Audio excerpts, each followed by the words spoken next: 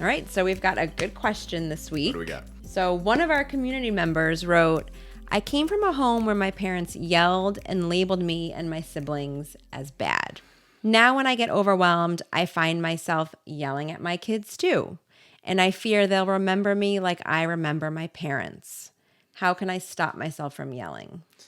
Yeah, so no offense to my parents who may be seeing this, but yeah, many of us came from homes where there was a lot of yelling and there weren't really any conversations around what we can be doing to more calmly express our emotions. So if anything, just first, I feel like we need to recognize that there's a reason that we're snapping, right? If you grew up in one of these kinds of homes, it was quite literally modeled for you as a way to respond. Maybe you didn't grow up in a home like that and you're thinking, what is wrong with Yeah. me, right? There's nothing wrong with you. There's nothing a wrong with reason. You are if you have kids in this world, you are likely burnt out. You are overstimulated. You are overwhelmed. You are coming into these situations that can be very triggering already at like a really high emotional temperature. Right. So you're already at this high emotional temperature, right?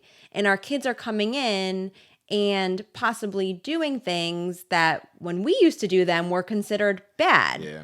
And that can be really triggering for us, right? Yeah. It quite literally sets off our sympathetic nervous system and puts us in this state of fight or flight where we lose access to the prefrontal cortex and therefore our ability to regulate our emotions. So, what can we do, right? How can we stop ourselves from the yelling and break the cycle?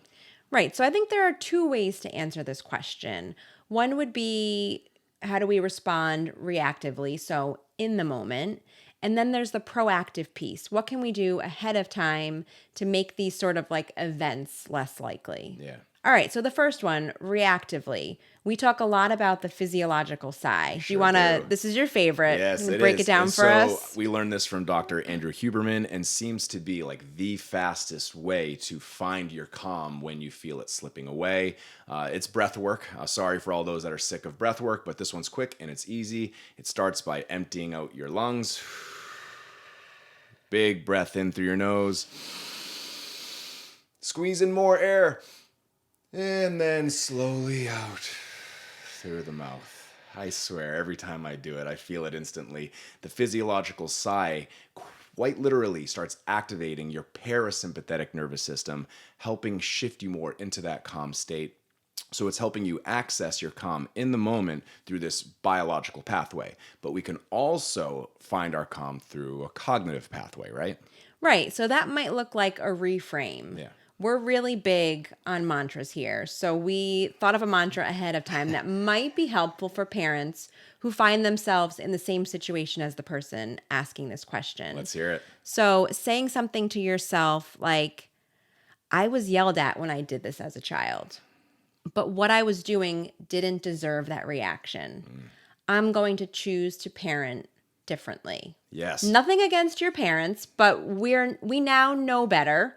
Places more stress on us, of course. Yeah, it does. But makes us feel more guilt when we have those right, moments. we don't let the guilt go away, Yeah. but just realizing that we can choose to parent in a different way, but we need to develop the skills in order to do so. Absolutely. And so that brings in this idea of being a little more proactive instead of always relying on these reactive strategies like the breathing, like the reframing. When things are calm, when the kids aren't even home, you're sitting on the toilet, and instead of flipping through social, do some digging. Think about, for example, what behaviors are triggering for you. Like the last few times you snapped, what was going on in that moment? Being able to identify the things that are setting us off, like drawing awareness to it, is quite literally the first step in then moving beyond it and being able to kind of show up how we want to show up when they happen.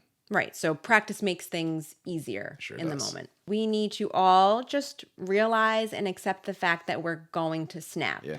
Even though we now know this information, we're going to go home and practice, we may continue to snap. And that's okay. That's expected. Yeah. I mean, we snap, I'm not going to say every day, but a lot of days.